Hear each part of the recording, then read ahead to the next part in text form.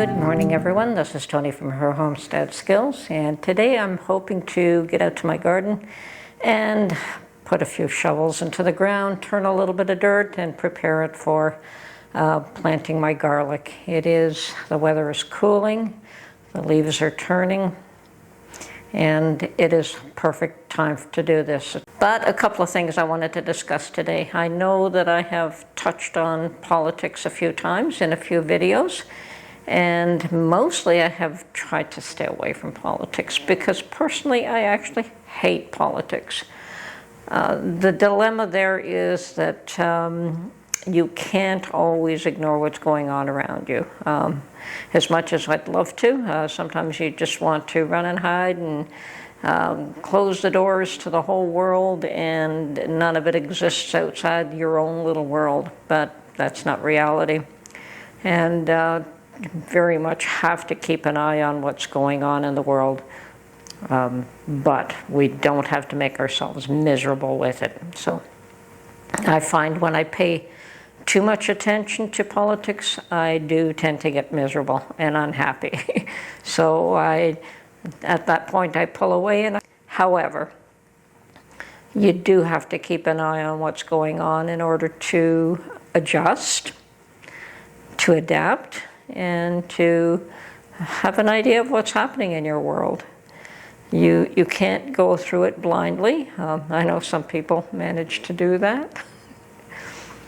I've never been capable of that personally.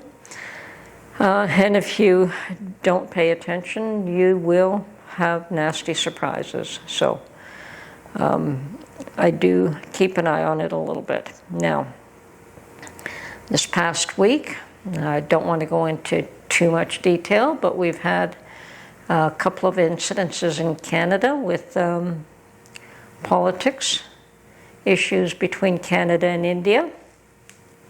And that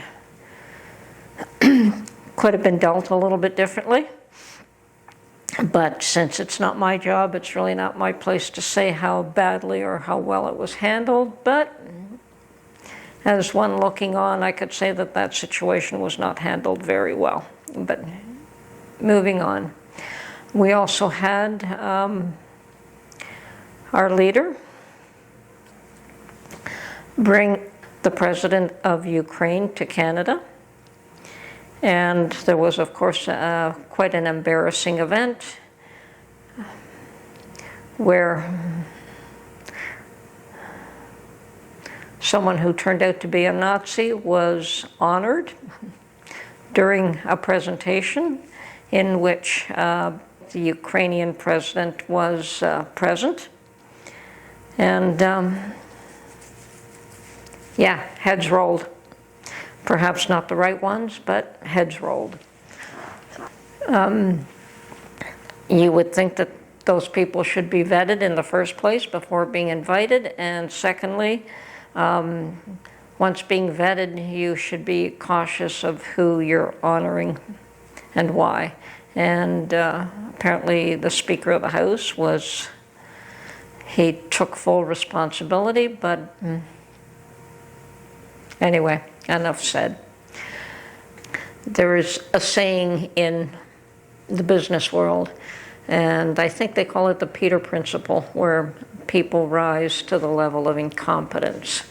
And I think that that is very much happening in our political world today too, where people are judged on the job they're doing today and how well they're doing it. And from that, they're promoting it. But instead, they should be judged on the ability to do the job they're being promoted to. And some of them are incapable of meeting those new requirements. So they rise to the level of their incompetence, and it's all downhill from there. And I think in both Canadian and US politics, we are seeing some of our politicians who have risen to the level of their incompetence, and it's time for them to go. And should they continue to try to serve,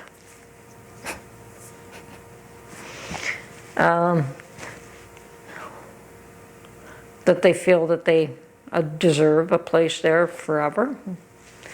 I'm afraid that they will find out differently. Anyway, so much for politics. It's time to move on and to move away from politics and to move into my kitchen.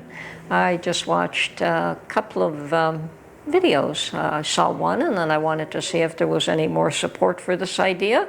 And sure enough, there has been. So I am going to test it myself. And that is to make homemade mayonnaise that will last longer than a couple of days. Now, a while back I did a video on how to make homemade mayonnaise using an immersion blender and ingredients that you probably have in-house all the time. And it makes a beautiful, very tasty mayonnaise. But the problem with that is that that mayonnaise only lasts a few days, or even making a small batch was still too much for what I could use in the time frame that it stays good for. So this video was interesting to me, or this recipe was very interesting to me because it allowed you to make a homemade mayonnaise that will last as long as your store-bought mayonnaise, 90 days or so in your fridge.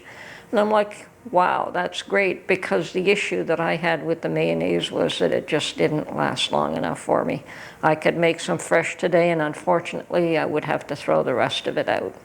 So I'm going to pull out some eggs, and well, I'm going to make a small batch again. I'm going to pull out an egg, and I'm going to bring it up to room temperature, and I'm going to go out for the day. I'm going to go to my garden, and then I'm going to probably go to either IKEA or Costco. Haven't decided which yet.